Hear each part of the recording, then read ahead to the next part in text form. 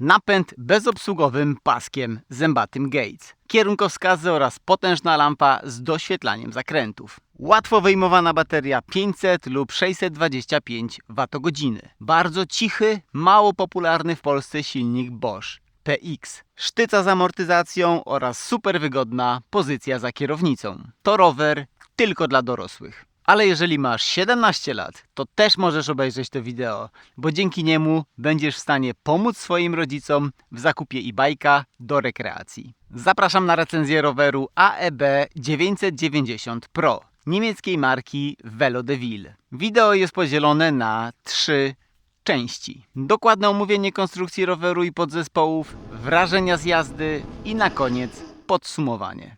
Jedziemy. Rama roweru pospawana jest z aluminium, czego producent nie próbuje ukryć. Spawy są solidne i widoczne. Typ ramy to Wave, czyli fala. Rama z bardzo niskim przekrokiem, ułatwiającym wsiadanie i zsiadanie. Model AEB Pro jest przystosowany do pracy z napędem łańcuchowym oraz z napędem na pasek zębaty. Tak zwane dropouty mają regulację, bo pasek musi być odpowiednio napięty. Pancerze, przewody i kable, a jest ich dużo, są puszczone przez jeden duży otwór w ramie, uszczelniony estetycznym plastikowym kapslem. Na masywnej główce ramy znajdują się tajemnicze 4 otwory.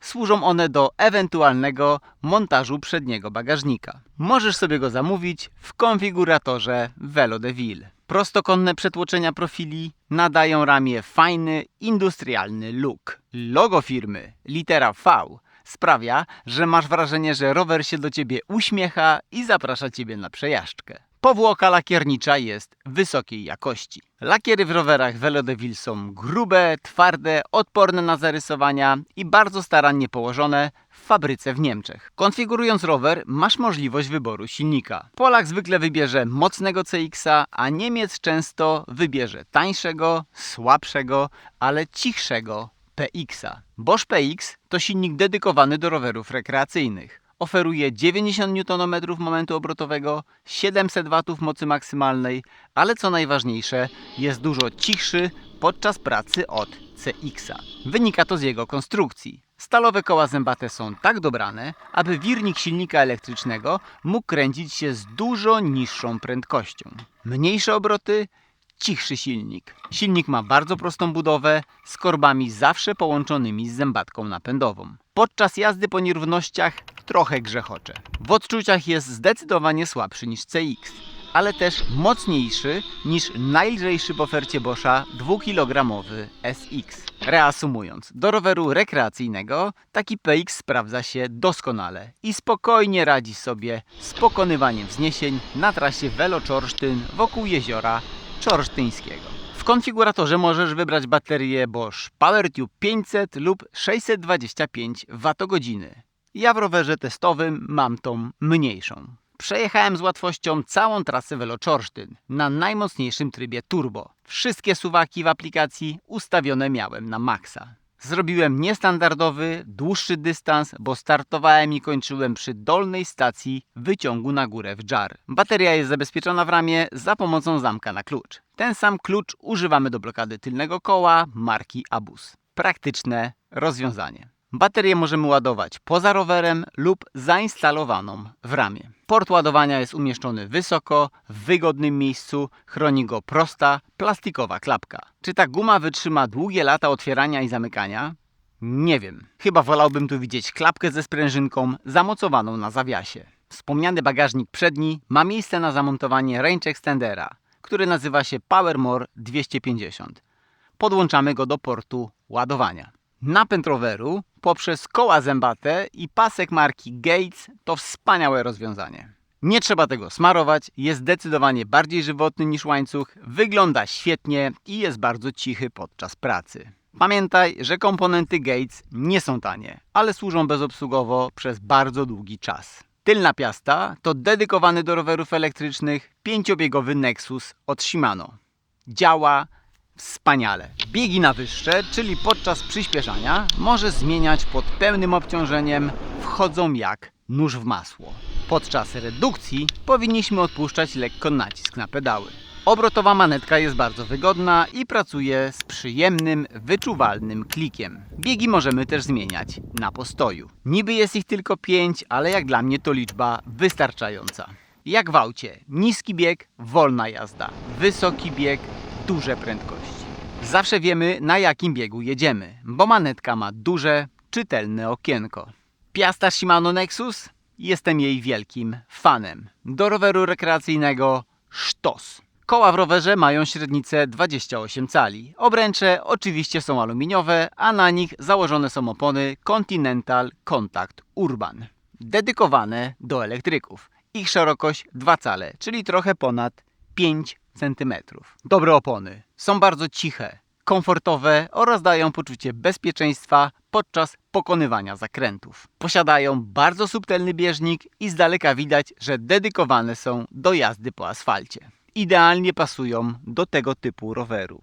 Ten rower wyposażony jest w pakiet Style, dlatego wygodne siodło jest w ładnym brązowym kolorze. Zamocowane jest na amortyzowanym wsporniku dostępnym za dopłatą. Wygląda trochę dziwnie, działa świetnie. Podczas jazdy cały czas się ugina, zapewniając zaskakująco dobry komfort. Pomimo tego, że rower jest sztywniakiem, czyli bez tylnego zawieszenia. Zdecydowanie polecam taką uginającą się sztycę podsiodłową do rowerów rekreacyjno-użytkowych. Podstawowe, tarczowe, hydrauliczne hamulce Shimano MT200 działają. Natomiast wolałbym na tyle widzieć większą tarczę. Ta o średnicy 160 mm w rowerze, który ma masę 31,5 kg, ma do wykonania bardzo ciężką pracę, jak siądzie na ten rower taki pędzi wiatr jak ja. Hamowałem tym rowerem z dużych prędkości, tarczę mocno zgrzałem, o czym świadczą brązowe przebarwienia. Pomimo przegrzania tarcza jest nadal prosta jak struna. Tarcza Made in China. Made in China powoli robi się synonimem jakości. Tak jak kiedyś Made in Japan. Takie dziwne czasy. Do rekreacji takie hamulce są ok. W konfiguratorze możesz wybrać mocniejsze. Widelec w prezentowanym Velo Devil AEB 990 to RST Volar o skoku 80 mm. Działa, ugina się, ale szału nie ma. Sprężyna stalowa i tylko regulacja napięcia wstępnego, czyli w praktyce 0 ustawień. Dla mnie to wada, bo ja lubię majstrować przy rowerze, ale dla Ciebie to może być zaleta. Zwłaszcza jeżeli na rowerze chcesz jeździć, a nie ciągle go ustawiać. Jeżeli oczekujesz lepszej amortyzacji, to wybierz w konfiguratorze widelec powietrzny, w którym będziesz mógł dostosować twardość widelca do swojej masy oraz ustawić odpowiednie tłumienie odbicia. Akcesoria. Oj, tutaj robi się ciekawie. To jest rower, a mamy kierunkowskazy. Mnie to autentycznie jara. Rowerów na ścieżkach w miastach jest bardzo dużo i super mieć możliwość sygnalizacji skrętu. Manetka do włączania kierunkowskazów jest pod ręką, klikamy raz i kierunkowskazy się włączają, drugi raz i się wyłączają. Jak nie wyłączymy, to same się wyłączą po 15 błyskach. Tylnych migaczy nie da się złamać, bo są na elastycznych wspornikach. W prezentowanym rowerze mam lampę za prawie 2000 zł. Jest wielka, świeci bardzo mocno, doświetla zakręty i ma przełącznik. Światła mijania, światła drogowe. Tylna lampa jest pięknie zintegrowana z bagażnikiem i wyczuwa, kiedy hamujemy. Tak, mamy w tym rowerze światło stopu. Bagażnik ma nośność 27 kg i ma rączkę ułatwiającą przestawianie roweru. Prośba do Velo Devil. Proszę, nie stosujcie takich długich, ostrych śrub, bo można sobie niechcący zrobić krzywdę. A nakrętka powinna być samokontrująca, bo zwykła się sama odkręca. Spokojnie, po tym filmie zapewne to poprawią i mam nadzieję, że nikogo nie zwolnią za trochę źle dobraną śrubkę M5. Błotniki są ładne i długie. Zintegrowane zapięcie ABUS jest zawsze pod ręką, a Kiox 500 jest duży i czytelny. Zamiast Kioxa możemy wpiąć uchwyt na telefon, który ułatwia nawigowanie i pokazuje wszystkie dane z jazdy. Telefon lub wyświetlacz albo jedno i drugie może służyć jako klucz do uruchamiania naszego Bosch Smart Systemu. Zdecydowanie polecam włączyć w aplikacji Flow darmowy e-bike lock. Jeżeli życzysz sobie alarm Boscha z lokalizowaniem roweru, to jest na niego przewidziane miejsce tuż przy silniku, pod tą osłoną.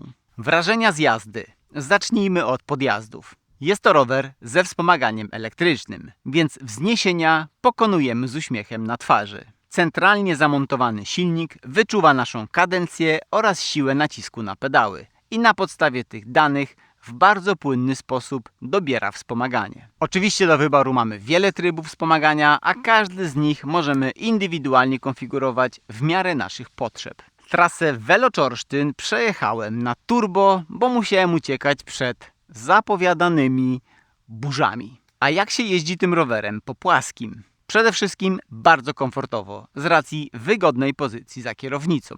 Kokpit jest umieszczony wysoko, mostek ma możliwość regulacji kąta pochylenia, kierownica jest mocno zakrzywiona w naszą stronę. To wszystko sprawia, że czujemy się na tym rowerze jak na motocyklu turystycznym, co uważam za jego dużą zaletę. Wrażenie to potęguje ilość elementów na naszym kokpicie.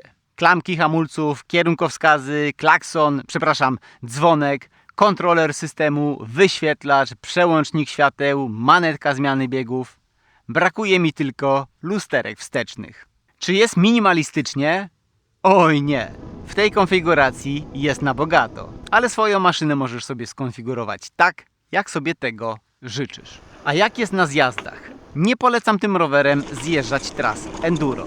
To jest rower do jeżdżenia po asfaltach. Na asfalcie rower prowadzi się bardzo pewnie i przewidywalnie, nawet podczas jazdy z dużą prędkością.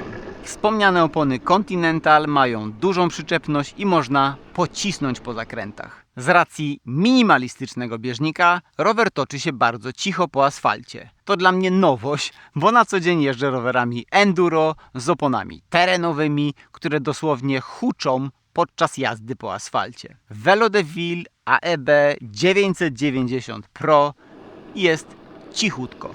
Czas na podsumowanie. Co ja, fan adrenaliny, myślę o takim rowerze? Jako 46-latek zaczynam doceniać tego typu konstrukcje. To jest rower dla tych, którzy nauczyli się już, że szybciej, mocniej, więcej wcale nie znaczy lepiej. W tym roku odkryłem SUPa. Pogiąłem w nim wiosło podczas pierwszego pływania, bo tak mocno chciałem wiosłować. Dopiero moja mądra żona wytłumaczyła mi, że SUP to nie jest sportowa motorówka. Zdecydowanie przyjemniej jest pływać SUPem powoli, doceniając ciszę i ciesząc się pięknymi widokami.